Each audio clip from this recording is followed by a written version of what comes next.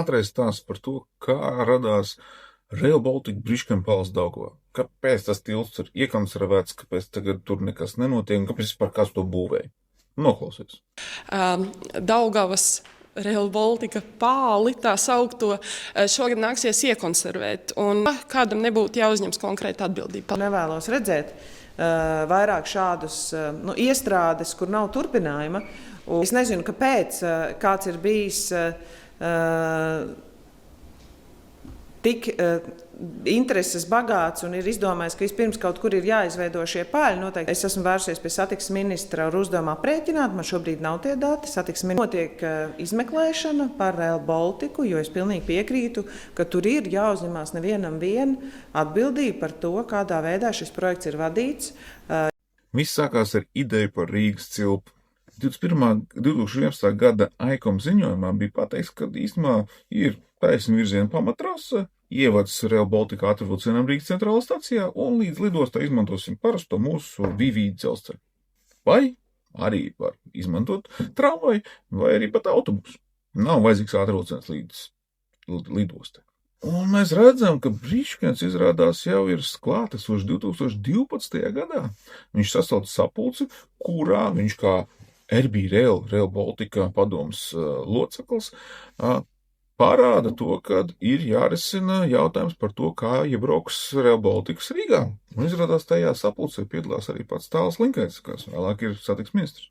Briškens uzstājas to, ka ir jāsavieno Rīgas brīvosta, Rīgas lidosta, un viņš arī norāda jau tad, kad ir problēma ar dzelzceļa tilta caurlaidību, būs baigais satiksme un nepietiks un ir jābūvē jauns tilts priekš Rail Baltica, tad, kad nederēs tas VV. Tātad pēkšņi 14. gadā arī iestartē lidosta, kur pasaka, nē, viņiem arī interesē, ka caur viņiem iet caur Rail Baltics, ka tas praktiski Rīgas cilpas variantu virza. Tad mēs redzam, Magonis pasaka, nē, 14. gadā, kad Latvijas dzelzceļiem arī interesē, kad ir R7 variants un kas tāds R7 variants, to jūs uzzināsiet vēlāk. Interesanti, kā viņš to ziņo. Bet viņš pasaka arī par Daugavas tiltu caurlaidību, ka tā varētu būt problēma. Tātad jauna tiltu vai. Šeit ir Ozoliņa kungs, kas ir valsts sekretārs satiksmes ministrijā sasauc Nacionālo vadības grupu 14. gadā, un mēs redzam, ka viņi saka, galvenais iemesls tam visam ir tāds, Eiropa nefinansē padomju sliedes, tātad VV attīstība un tie 4 km līdz lidostai būtu jāsadz no budžets. Viņi izdomā gudrību. Pieteiksim Rail Baltica ātrvilcienu līdz pat galam, līdz lidostai. Tādā veidā Eiropa visu nofinansēs 85%, mums tikai 15% būs jānosadz. Šī ir atslēgas strateģiskā kļūda, kas mums visiem izmaksā šobrīd ļoti dārgi. Tātad viņi nolēma par to, ka vajag jaunu tiltu pār Daugavai, un gan jau Eiropa tos samaksās, bet tāpēc mēs lēžam cauri Rail Baltica visai Rīgai cauri kā Rīgas cilpu. Un tad ir tāda nacionālā izpēta. Ir tāds nacionālās izpētes dokuments, kur bija samaksāta barga nauda, kur pētīja, kuri varianti ir labākie. Šeit viņu prezentē, viņš vēl nav gatavs, viņš vēl būs nodots vēlāk, bet ir tāda starpprezentācija rāda.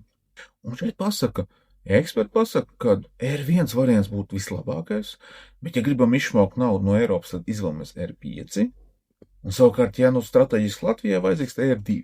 Šeit ļoti detalizēti visi varianti ir izvērtēti gan no lietderības, lietotājiem, infrastruktūras, vides, valsts pašvaldības un ir uz novērtējums. Un arī pateikt, cik tas viss maksā. Mēs redzam šī salīdzinājumā, ka R7, tas ir tas, ko tur virza tā Rīgas cilpa, ir gandrīz ar vissliktāko novērtējumu, -8, un 728 miljonu eiro. Par 500 miljoniem dārgāk nekā tas R1. R1 ir tas bāzes variants, ko mēs redzam, tas nulle novērtējums, tātad labs un ar vismazāko naudu. R1 ir praktiski tas 2011. gada AICOM risinājums, kad Rail Baltics ātrvilciens iebrauc Rīgas centrālā stacijā, un tālāk VV īstenojās un tos 4 km piebūvē VV klāt līdz lidostai. Patiesībā tas bija viss optimālākais variants no naudas racionālāk. Tātad mums ir satiksmes ministrijas valsts sekretārs Rail Baltica tehniskās nacionālās izpētes vadības grupas sēde, kurā nolem R7 būs risinājums, tātad Rīgas cilpa būs tā, ko izvēlēsim. Kāpēc? Uz kā pamata? Kāds ir izvērtējums? Nekas netiek pateikts, vienkārši vajag to. Un interesantā kārtā tur arī jāprēķinās, cik tas viss maksās. Un te pievērs uzmanību. Ļoti svarīgs fakts, tas viss maksās, tas Rīgas cilpas jautājums maksā 461 miljonu eiro. Un tas tilts pāri Daugavai maksā 59 miljonus eiro. Un visu projektu kopā mēs redzam 1,9 miljardus eiro toreiz. Jo kāpēc viņi to dara? Tāpēc, ka ir jāpiesakās Eiropas finansējums. Eiropas finansējumam ir tūlīt pirmajam finansējumam jāpiesakās februāra beigās, 22. februārī. Tā steigā fiksi jātais dokumenti un jāpasūta. Protams, ka šīs viss ir jāsaskaņo ar citām ministrijām. Finanšu ministrija, tieslietu ministrija, ārlietu, valsts kanceleja, visām. Ministrijas dod atzinums. Šeit ļoti svarīgi, šis ir ļoti labs punkts, Bānes kundze, kuras bieži kritizēju, bet šeit viņa bija ļoti pareizi un korekti. Viņa pasaka, pagaidiet, jūs piesakaties un pasakat, jūs pieskaties Eiropas finansējumu 294 miljonu, un šeit ļoti būtisks jautājums. Bet viss kopā tā cilpa maksās 461. Tā tad jums viss tas Rīgas centrāla stācija, lidos termināls, tilts pāri, Torņakalns, viss tas pasākums maksās 461 miljonu. Kur jūs ņemsiet 180 miljonus, viņi pareizi uzdod jautājumu? Kā jūs nofinansēsiet to pārējo? Tas ir risks, ja no Eiropa nefinansē. Tieši to pašu norāda tieslietu ministri, viņi pasaka, kā, bet Eiropas finansējums te iztrūks, kā jūs pieprasīsiet no valsts budžeta līdzekļiem, pareizi uzdod šos jautājumus.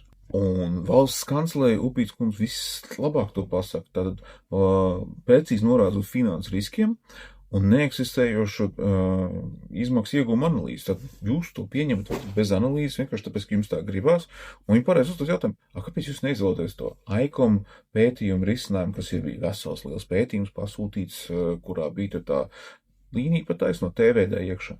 Kāpēc jūs tos visu Rīgas cilpu tādu taisat? Protams, ka viņiem bija jāatbild. Un tad mēs satiksmes ministrijas Driksnes kungs, kas ir dzelzceļa departamenta vadītājs, atbild uz šiem visiem pārmetumiem. Un ko viņš pasaka? Šis ir ļoti svarīgs slaids. Šeit notiek fundamentālā problēma. Piefiksējuši. Šeit pastīsimies vēlāk. Viņš pasaka, secināms, ka risks neiegūt nepieciešamo finansējumu tiem 461 miljonu posmu Rīgas centrālā stacija un lidosta pabeigšanai ir zems. Viņš tur uzskaita tos daudz citus variantus. Nē, iegūsim. Nav problēma. Nākošo uzsaukumā bez problēmām. Tad nav riska. Tad arī mēs arī piesakamies šim finansējumam Eiropā. Straujums kundze tad paraksta dokumentus. Neviens neuzdod jautājumu, kāpēc tikai R7 variants, kāpēc tādu jūs izvēlēties, ka tad šis pārvērtīs visu lielu milzu būvniecību Rīgā. Andrijs Matīs, toreiz jaunās vienotības satiksmes ministrs, viss izstum cauri, apstiprina. Piesakamies tai naudai. Paiet 9 mēneši, bērns piedzimst, Eiropa pasaka, ir jums nauda 290 miljoni, lūdzu, sākiet. Tad šeit arī tiek noslēgts finanšu līgums, mēs apgūstam naudu, un praktiski neatbildam uz jautājumu, kur ņemsim 180 miljonus, un mēs te saprotam, ka, patiesībā briškana pālim naudas nav.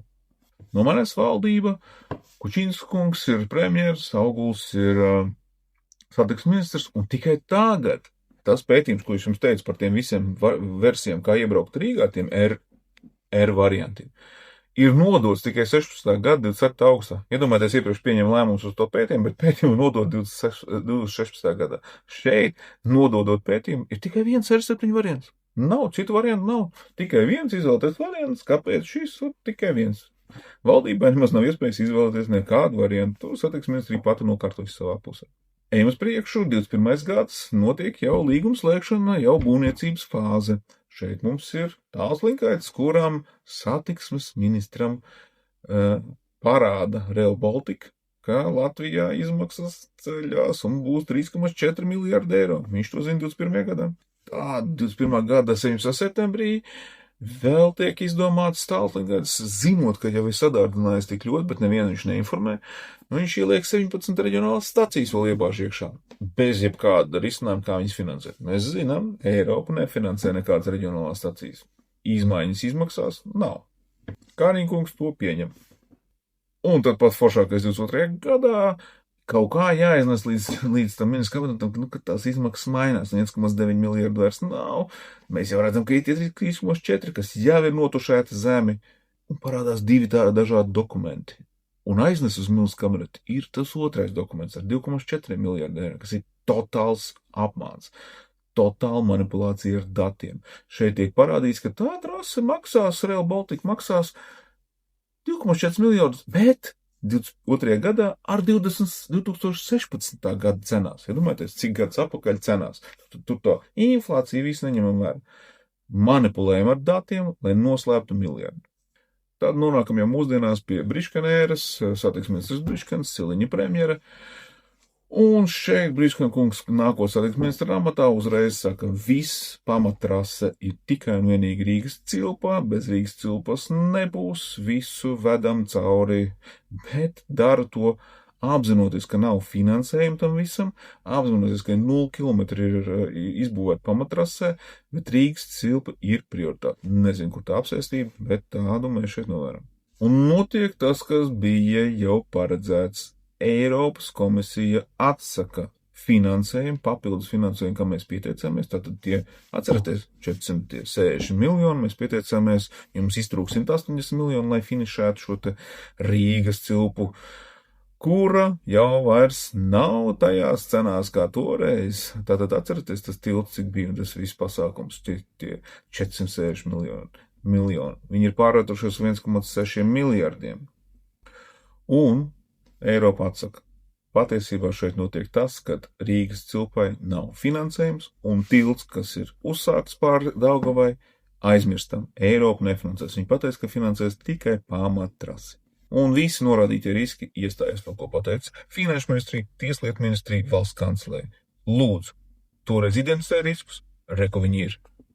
Un es vadīju izmeklēšanas komisiju Rail Balticā, tā kā pēdējo tikāmies ar Siliņas kundzi. Šeit bija decembra sēde 24. gadā, kur Siliņas kundze pati pateica, ka viņai ir skaidrs, ka 2 balsti Daugavā būs jāiekonservē. Tas 24. gads, tagad viņi rāda pārsteigumu. Un šeit jau šogad 26. gadā, viņi ir neizpratnē, kā tas tā ir, kā tā jākonservē tilts, kādam jāuzņemās atbildība. Mēs izmeklēsim, viņi pateikos, ka viņi uzsāks izmeklēšanu. Pagaidiet, es jums varu pātrināt vienkāršo šo procesu. Paņemiet izmeklēšanas komisijas gala ziņojumu, atveriet 141. lapas pusi, tur viss ir uzrakstīts. Tur ir uzrakstīts, par ko katrs atbildēja, kādas ir sekas šīm visiem jautājumiem. Ziņojumā viss ir lasīts, nepakauturieties izlasīt. Tur viss ir kā uz dēlnes. Visi šie dokumenti tur ir. Un tad ļoti svarīgs jautājums, kas notiks ar to Daugavas tiltu balstu. Viņš tiešām ir jākonservē. Inženieri bija paredzējuši, ka viņš iesēdīsies noteiktā laikā pa noteiktiem centimetriem, un pēc 9 mēnešiem piebūvējoties klāt nākošai tiltu laidumam, viņš būs pareizā augstumā, sēžoties gruntī, un viss būs kārtībā. Bet, ja nenotiek šī būvniecība un nesavienojās tilts, ko viņš dara, diemžēl dēļ tās grunts, kas mums tur ir, šis balsts kā flamingo uz vienas kājas, turpina grimt, un rezultātā tas tilts nebūs attiecīgā augstumā, ja viņi kādreiz gribēs pabeigt. Tas nozīmē, ka tā konservācija ir jāveic ļoti dārga un ļoti sarežģīta. Un mēs redzam šeit jau ziemā augšā, ko mēs redzam, ir jau ūdens iekšā tilta balstā. Tas tā nedrīkst būt, un tur jau ir miljoni. Eiropa šo naudu nemaksās. Tas jau ir no valsts budžeta. Un te mēs redzam riskus, kurš uzņēmās šīs saistības, kurš neizvērtē riskus, kurš neklausīja un nemeklēja finansējumu.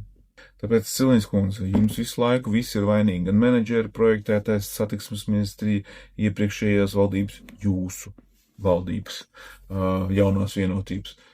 Nevar te vairs meklēt citus vainīgos. Jums visa informācija jau bija pieejama 24. gadā. Netēlojam, ka mēs kaut ko nezinām. Visus dēlnus.